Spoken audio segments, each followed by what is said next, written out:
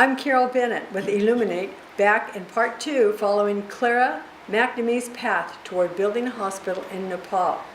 So Clara, you saw the vision of growing this little clinic in Nepal into an extensive hospital. How were you able to do this? Where did you start? Well, I started with a group. It's actually a group. They did the first year. What they saw was a little clinic, one-story clinic, and decided that they could contribute medical needs and would do a health camps every year. Health camps. Health camps. Uh-huh. And then I joined the second year, and collectively we built the second floor of the hospital and dedicated it then. And then the next procedure, we decided the doctors were living in inadequate circumstances. The little tin roof wood shacks with no bathroom facilities. This is what the doctors were living in. Mm-hmm. So we built a 2-story facility where they had bathrooms and their own personal bedrooms. Nice. And So it's just behind the main building. And then the next procedure, we restructured the pharmacy. And then the kitchen was always, I don't know, it was one of those things that stuck in my head, and I kept thinking, it can't happen. And the kitchen provided the food for all the workers? Is that what it Was the hospital and the staff. And the staff. And it was merely a building of wood slats with a tin roof, with an open fire pit inside for the cooking. Oh my. And outside was a pump where they washed the dishes. Oh my. Was this for where the patients got their food too? Yes. Oh my. And, coming from an antiseptic kind of view, I thought something has to be done. So now we dedicated last year a beautiful kitchen dining room, and we put 2 stories on top. So it's a 3-story building. Nice. And the nice part is it has a beautiful dining room and a fully equipped kitchen. Very good. With electricity, ovens, stoves, refrigeration, and dishwashers. Fabulous. That meant so much to them because the sanitation was needed. Now, you earlier talked about MedShare. You got a lot of support from MedShare. Tell us how that works, and tell us about the organization. That's a wonderful organization. And it was started because of the massive waste in hospitals. And it's located here in America? Yes, it's in Fremont. Fremont, okay. California. And the marvelous part about it is, in surgery, you're not allowed to reuse the surgical tools. They must be discarded. Or if you open a pack of sutures, there are 12 in a pack, you use 1 pack, 11 are discarded. So MedShare has bins in Sutter, UCSF, I think, and Kaiser hospitals. So those bins are taken to MedShare. They autoclave them, they retool them, and they repackage them. And they're available if you pay the shipment to any country in the world. Wow. As a matter of fact, when we put the second floor of the hospital on, that's where we got our hospital beds. And you pay the shipping, and then it's all there. That's another wonderful organization to support. Right. Okay, MedShare as well. Yes. Okay, so now you also told us that were able to pull off an ambulance. Tell us about that story. I love this story. The clients, the patients at the hospital will walk anywhere from 4 to 6 hours to get help, medical help. And they're sick at the time when they're walking, doing this walk. Or carrying their elderly on their backs in big baskets with straps around their head. Oh dear.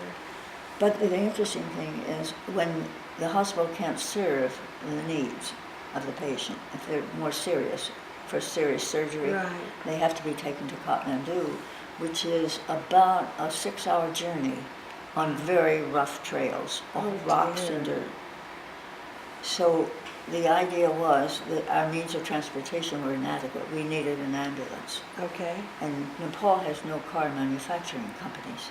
So we had to go to India. Okay. And we went to Tatta Motors. Tatta. Tatta. Tatta Motors, okay. It's a big manufacturing, auto manufacturing. But when the ambulance was ready to be delivered, Nepal imposed an import tax on all autos coming in. Nepal did that? Well, it's just regular. They have an import tax on autos. Oh dear. And it was the price of what we paid for the ambulance. Oh no. So we had to cancel the order. Oh. And Mr. Tatta emailed us back that he would donate the ambulance if we paid the tax. So I got to drive it up the road, and it was a great experience. It was a right wheel drive. Yeah, and But I had the siren going. I loved it. oh, that's great. That's great. But the ambulance is really well needed, and I think, we've had a few breakdowns and all, but the villagers are very good about repairing and restoring.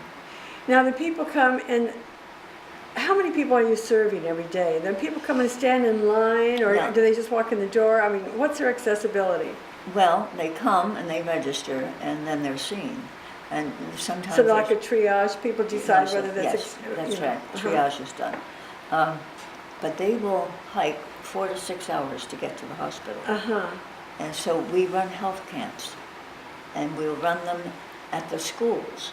The schools are built on top of the mountains, Okay. so students from all sides of the mountain can come, Okay. and they don't have an excessive distance to walk.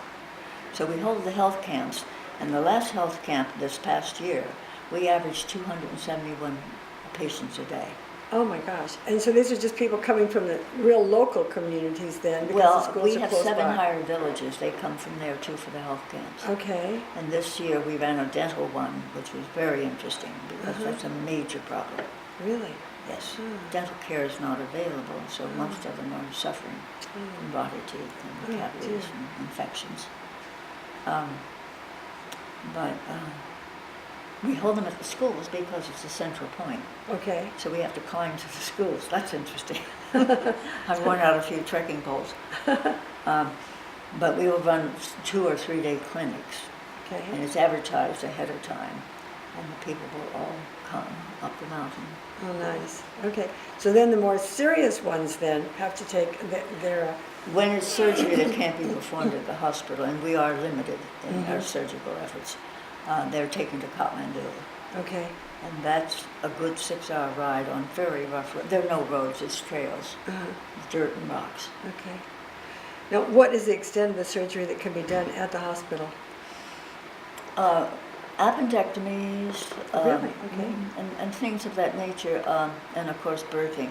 Resetting bones and doing Reset, yeah, we setting, can reset bones. stitching. We have an X-ray machine. Oh, good. So, and now I've gotten a friend in Minnesota interested in gathering dental equipment for our dental Okay. lab. We have a Good. dental lab, we have optometry, we have pediatric care, and general medicine, of course. Yeah. So we're building, we have a very good lab in the hospital, Uh-huh. and a good pharmacy. So what are you doing here locally to help raise funds? Well, there's several of us involved in fundraising. Uh-huh. The Grosses live over in the hills in East Bay. And that's Steve Gross. Steve and Jeanette, Uh-huh. and they do house concerts. House concerts, okay. She has a musical family. Oh, they lovely. put on a concert, and it is really a lot of fun. Uh-huh. And then on the 4th of July, I do barbecue, picnic, because I live on the water. We have a little boat parade in our community. It's And that's Belmarin Keys, I bet. Belmarin Keys, Okay, yeah. yes. And so it's bringing us in, and then of course we individually commit to donations and Nice. support. Very nice. So if anybody listening would like to donate, they could contact Steve Gross at steveggross@earthlink.net or go to the website www.dcwcnepal-us.org. Yes, thank you. Good, good. So now the hospital is complete, right? Not really. Not really. huh? Not really. We're still working on Oh, it. good, okay. And you have not stopped. You are amazing. So our next part, we're going to hear about Clara's 5-year plan for the future. Come back.